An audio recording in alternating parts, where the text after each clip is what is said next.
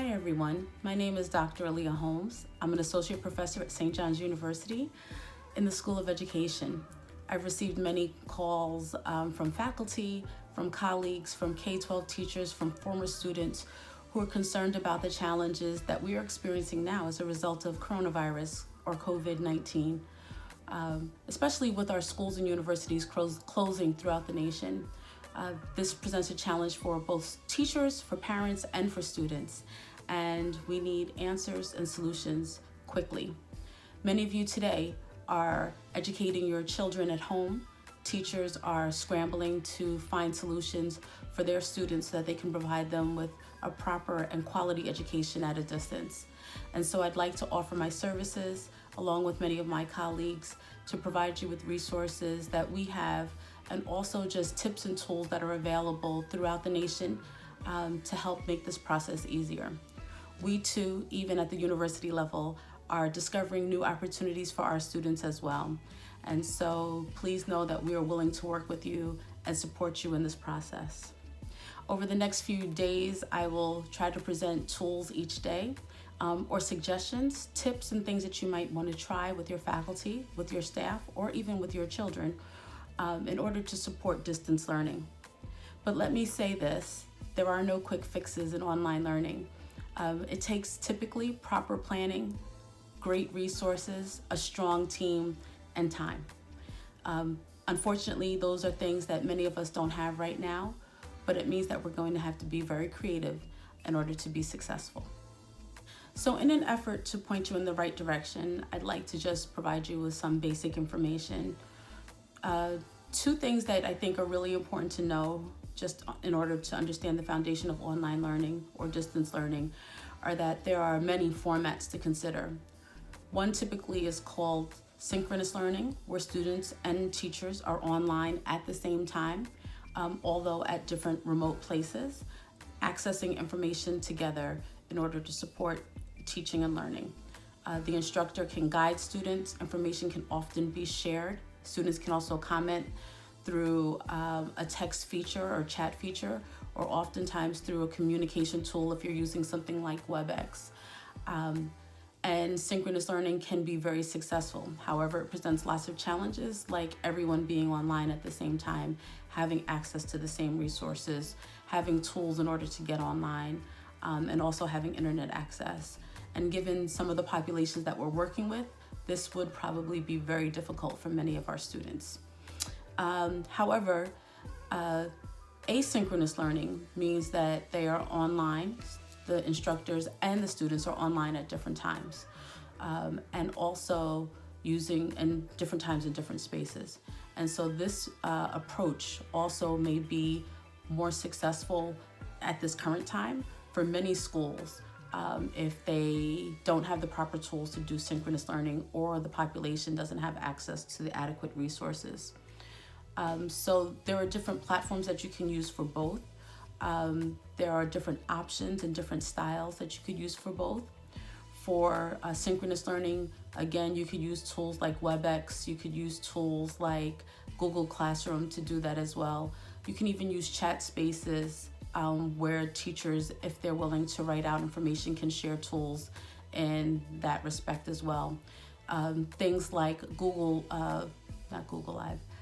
Facebook Live could also be used to support students, where teachers could showcase something, show something in real time, and then have their students respond in real time. So social media could also be an awesome tool in this space for synchronous learning. However, you can record yourself using tools like Facebook Live as well. You can record that session, but you could also use tools like YouTube and record what you've done or record a lesson. Teachers can do something as simple as create a PowerPoint with the points or the objectives and comments that need to be shared or things that they need to remember, and then also record and narrate each slide. PowerPoint gives you the option to link to powerful resources. You can also link and embed videos, but you can also export your PowerPoints with audio, either as a video or a PowerPoint show. A PowerPoint show means that students or viewers would not be able to edit the show.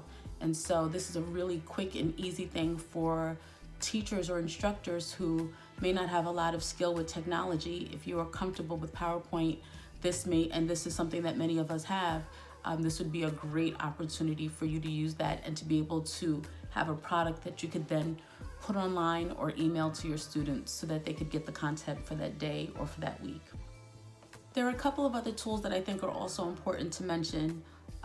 There is a classic tool that was developed many years ago that might be very successful in this moment, which is the concept of web quests. Many of you have heard of them before, but they are typical lessons that use online resources that can actually support learning. And they have been used by many teachers. They kind of faded away for a while, but I think given the circumstances, this tool that is, this concept that was created by Bernie Dodge in 1995 would be very useful. And I think it would, with some updating, it could be very powerful to have individual lessons that teachers could access through tools like a website. You can use Weebly education. Weebly has an education format, and Weebly for educators, and it gives you free tools that you could use to create and produce your own website as well. So using that format where you actually outline lessons, you provide resources for students, and you allow them to do some kind of inquiry-based investigation that they can then send the products back to you would be a great example and a great way to disseminate learning at a distance. There are also lots of other tools that are available, and as I move forward with this new effort, a new venture for myself, I'd like to introduce some of these tools to you. There are tools that are available to you that are paid tools. One great tool that's out there that actually provides packaged content for delivery and for practice would be BrainPop. BrainPop, many of you know, and if school districts are willing to invest in that, it is a great investment tool, and most of their products are available in 3 languages, which means that some families and some parents who struggle with the content could actually get some support as well. Juxtaposed to BrainPop would be something like Khan Academy or PBS Kids, where the tools are available to children and families for free.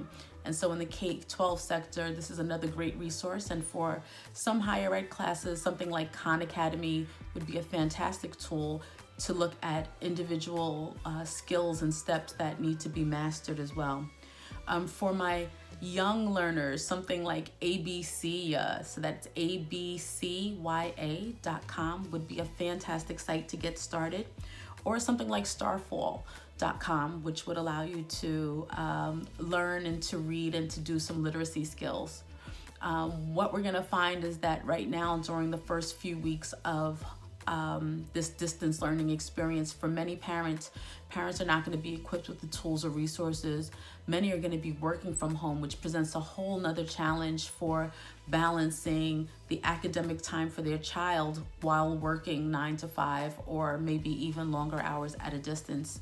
And so parents are really going to need resources that they can use. And I think that it would behoove us to provide parents and teachers with those skills in order to do that. For those of you looking for platforms to use, there are a couple. Most universities are going to have something like Blackboard or Canva available.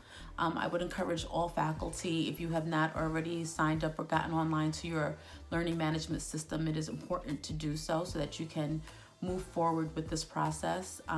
Any little step you take is going to be a big step for your students, and our students are very patient with us and they understand the challenges that we're facing, but it is important that they see that we are at least trying.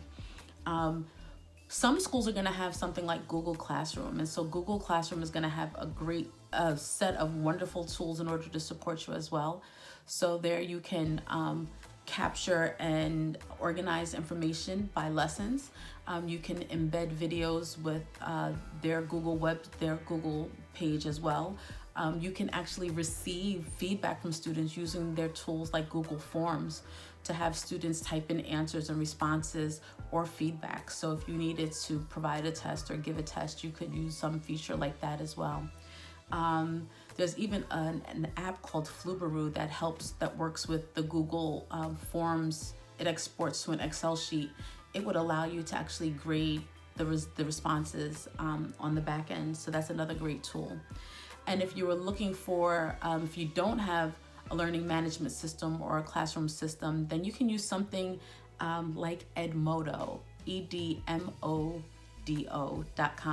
which is a free tool that looks a lot like Facebook, but it allows for social interaction in a private space for K-12 teachers. And so it is a really fabulous tool for teachers to use as well. If you are looking to create videos, I've already mentioned that you can use YouTube, but you can also use something like EDU Creations that will allow you to build slides kind of like you would in a PowerPoint or possibly in Smart Notebook, and then export them to video as well. You have the ability to record and narrate in that space as well. So that's a lot of information for today. I'm going to provide a list of all of the resources that I've mentioned today, but I'd like you to provide some feedback, let me know your thoughts, and hopefully we can figure out what we're going to talk about for the next session. As we move forward, hopefully I'll be able to provide you with some demonstrations on some of these tools to show you some examples of modern day web quests that can really help to transform learning as you move forward. Have a blessed day. Stay healthy.